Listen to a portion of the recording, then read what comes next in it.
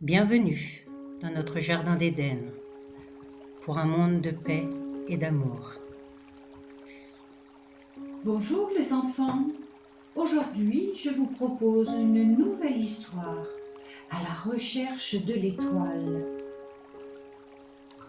Tom, petit garçon de 10 ans, rêve du jour où il sera assez grand pour être un explorateur.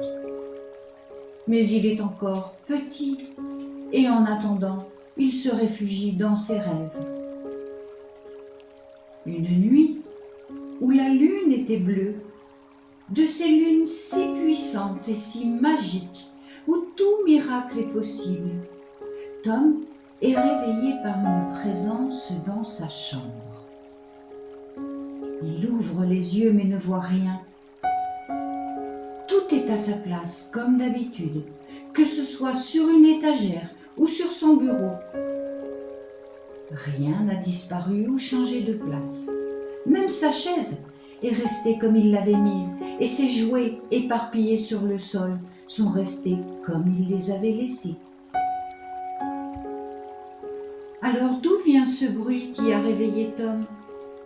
Et qui est cette présence qu'il sent près de lui? Ne voyant rien et à nouveau emporté par le sommeil, Tom ferme les yeux, mais le même bruit cette fois le fait sursauter. Il ouvre à nouveau les yeux, allume la lampe de la table de chevet et regarde tout autour de lui. Mais rien, rien du tout, il ne voit rien. Juste tout près de son oreille gauche, il entend un zzzz. Il tourne alors la tête en direction du bruit et se retrouve nez à nez avec une jolie petite fée. Coucou, dit la fée. Eh bien, tu en mets du temps pour te réveiller. J'en avais marre de me cogner au carreau de ta fenêtre pour faire du bruit. Tom, les yeux écarquillés, se pince la peau de son bras pour voir s'il ne rêvait pas. Aïe! Non, je ne dors pas. Je te vois. Et toi, tu me vois? Tu m'entends? Je ne suis ni sourde ni aveugle. Bien sûr que je te vois et que je t'entends. Oh, comme tu es belle et brillante. Et tes longs cheveux blonds sont tellement beaux, on dirait de la soie. Oh. Bon, merci, c'est gentil, mais ferme ta bouche et ouvre grand tes oreilles maintenant. Si je suis ici, c'est pour te demander de l'aide pour ton peuple, le mien, et surtout pour la terre. Voilà, je te raconte. Il y a très très longtemps, la terre et tous ses enfants, et je dis bien tous ses enfants, les humains, les animaux, les élémentaux, les cristaux, les végétaux, tous vivaient dans un bonheur et une joie totale. Ils s'aimaient et se soutenaient, partageaient tout ce qu'ils avaient, et tous les peuples se respectaient et interagissaient entre eux. Dans le centre de la terre était posée une magnifique étoile qui entretenait la vie, l'amour, la paix et la lumière. Mais des méchants ont voulu posséder la terre et rendre esclave chaque être vivant sur Terre Mama, toutes les races confondues. Tous ont été asservis au profit des méchants, et pour réussir leur plan ignoble, ils ont volé l'étoile et l'ont cachée là où elle ne pouvait plus agir. Et plus le temps passait, plus les habitants de la terre étaient tristes et malheureux. Et plus le temps passait, plus les habitants de la terre étaient malheureux et tristes. Ils n'avaient plus la permission de faire telle ou telle chose, d'aller là où ils avaient envie d'aller. Ils travaillaient dur au profit de ces méchants. Ils aimaient bien torturer Terre Maman, en lui mettant des produits chimiques dans ses champs, en polluant l'air avec toujours plus de voitures et d'avions. L'amour aussi disparaissait progressivement, remplacé par la jalousie, la haine, le pouvoir. Alors notre roi du ciel, un jour, a tapé son poing sur la table et a crié « Stop! C'est terminé! Nous allons tous nous unir et libérer la terre et tous ses habitants. » Il demanda à tout le monde qui voulait aller sauver la terre, et à des milliers et des milliers d'êtres se sont portés volontaires pour attraper les méchants et les mettre en prison. Tout se déroulait très bien, mais voilà un détail pourtant qui a une grande importance et que personne n'a encore retrouvé, l'étoile de l'amour.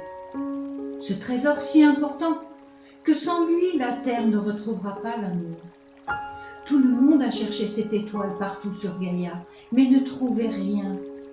Jusqu'au jour où l'un des méchants a proposé de nous donner des indices contre la permission d'aller vivre sur une autre planète.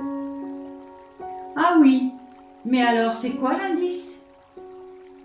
L'indice est que seul un enfant au cœur vraiment pur pourra voir l'étoile. C'est pour cela que nous ne la trouvions pas, car elle ne se montrera qu'à un enfant spécial. Et cet enfant, c'est toi. Alors acceptes-tu de nous aider? Tu as le droit de refuser si tu as peur. Mais non, j'ai pas peur, dit Tom. Au contraire, j'ai toujours voulu être explorateur, mais mes parents me disent que je ne suis pas assez grand et qu'il faudra que j'attende que le poil me pousse sur le menton. Alors tous les matins, je regarde si un poil pousse, mais je ne vois rien. Tu es parfait pour cette mission, ne t'inquiète pas.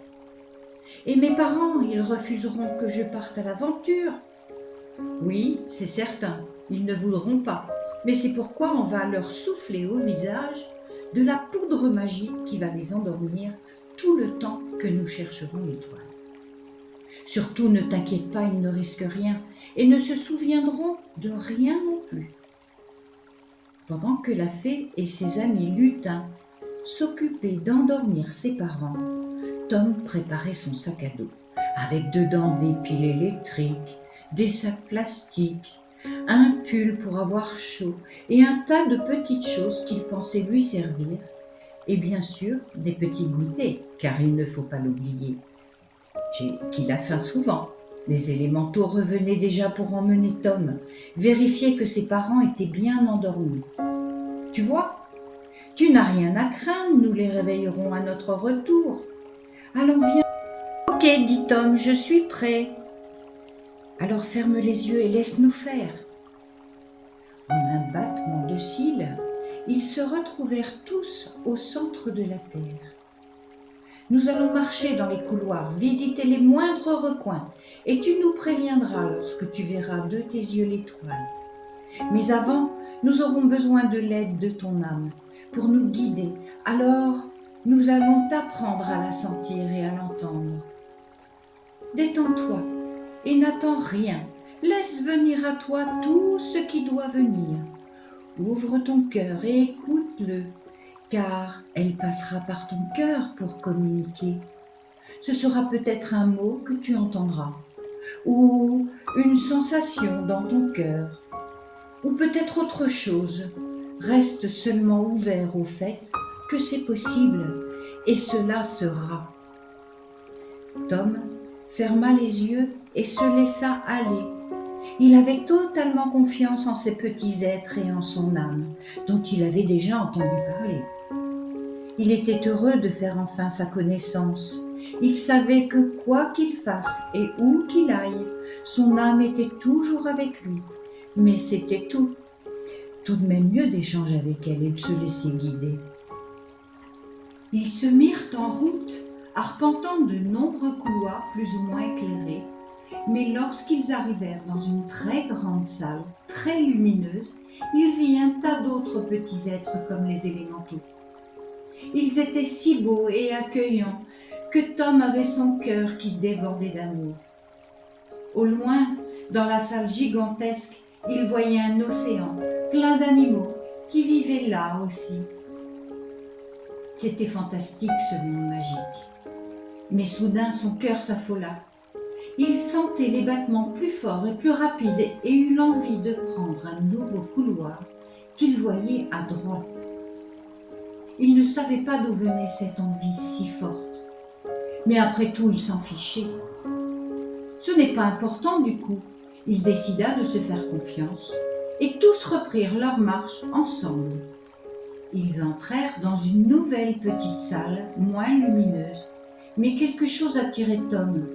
Il s'arrêta au centre de la pièce et un gros tube de verre se dévoila devant lui. Dedans, il aperçut l'étoile tout éteinte et triste. Il ressentait tant de peine pour elle, tant de chagrin. « C'est là! Elle est là, je la vois !» Les élémentaux encerclèrent Tom et lui dirent « Touche le tube en verre et l'étoile nous sera révélée. » Tom fit ce que demandaient ses amis et lorsque sa main se posa sur le tube, il se mit à rayonner et l'étoile s'activa et brilla à nouveau. Ce qu'il sentait alors dans son cœur n'était plus la peine ou la tristesse, mais l'infinie joie qui emplissait le cœur de l'étoile de l'amour. « Bravo Tom, c'est parfait. Maintenant, il nous faut la transporter, la remettre vite au centre de Terre-Mama, là où elle n'aurait jamais dû être enlevée. » En s'aidant tous, ils eurent vite fait de prendre l'étoile, de l'emballer dans les sacs plastiques que Tom avait emportés, et il savait maintenant pourquoi il les avait pris avec lui. Une fois le trésor bien protégé, ils partirent sans perdre de temps jusqu'au centre de la Terre. Délicatement, ils posèrent l'étoile sur le socle qui était resté vide depuis des millions d'années et se reculèrent de quelques pas pour permettre à la magie d'opérer. Tout à coup, l'étoile se remit à rayonner de plus en plus, encore plus à chaque instant. Elle brillait comme jamais elle n'avait brillé. Et Tom sentit dans son cœur qu'elle le remerciait en lui envoyant des rayons d'amour pur. Notre petit homme était très ému et tellement, tellement heureux.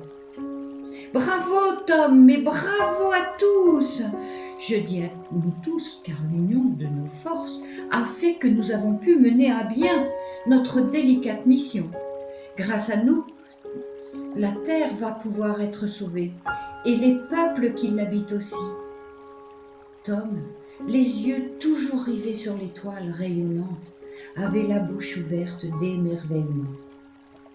Tom, si tu fermes la bouche et que tu reprends tes esprits, nous pourrons rentrer rapidement car l'effet de la poudre magique ne dure pas très longtemps. Et nous sommes partis déjà depuis un bon moment. Alors ferme à nouveau les yeux et laisse-nous faire. Nous te ramenons dans ta maison. Il faisait toujours nuit lorsque Tom se retrouva dans sa chambre. Il alla tout doucement voir dans celle de ses parents afin de vérifier qu'ils dormaient toujours et alla se coucher, un peu fatigué tout de même de son expédition. La petite fée lui donna un bisou sur la joue et lui dit « Bravo Tom, bravo pour ce que tu as eu le courage de faire. Le roi du ciel ne s'était pas trompé, tu étais bien l'enfant sacré qui pouvait retrouver l'étoile. Alors sache que nous serons toujours avec toi et que si tu veux venir jouer avec nous dans notre pays magique, appelle-nous dans ton cœur et nous viendrons te chercher. Au revoir, petit être merveilleux. » Et la petite fée disparut. Seule une traînée de poussière d'or restait derrière elle, ce qui prouvait à Tom qu'il n'avait pas rêvé tout cela. Il ferma les yeux et revit les événements qu'il avait vécus depuis quelques heures et se dit que demain matin, il se regarderait bien dans la glace car maintenant, il était un homme et aurait certainement du poil au menton. Voilà, mes amours, cette histoire est terminée. Elle nous a enseigné que peu importe que les méchants veuillent nous voler la terre, car l'union de tous nous rend tellement plus forts qu'ils ne pourront jamais le faire. Restons unis et dans le cœur, car l'amour est notre arme la plus puissante. J'espère que cette histoire vous a passionné et je vous retrouve bientôt pour de nouvelles aventures. Je vous aime.